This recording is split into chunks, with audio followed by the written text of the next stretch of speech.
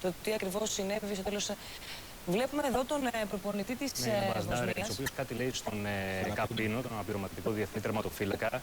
Ο Μανολάς έχει μπει στη μέση, τον ακούει ο Τζέκο, κάτι προφανώς λέει στον Μπαζντάρεβιτς και σπρώχνονται. Και εδώ ακολουθεί μια γενική σύραξη. Πέφτουν αντικείμενα από τους οπαδούς των γηπεδούχων.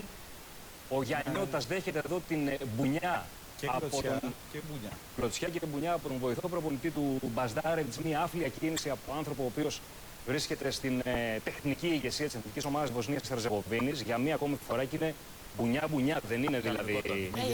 Είναι μπουνιά-μίσους. Προφανώς ήταν μπουνιά. Ένα απίστευτο σκηνικό που σημάδεψε την αναμέτρηση. Μια αναμέτρηση που το περιμέναμε ότι θα είχε ένταση, είχε δυνατές μονομαχίες εντός του αγωνιστικού. Και πάλι καλά να λέμε μέχρι το. Και πάλι καλά να λέμε, πραγματικά δηλαδή.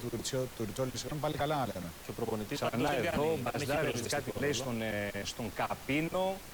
Ο Μανολάς με τον Τζέκο γνωρίζονται.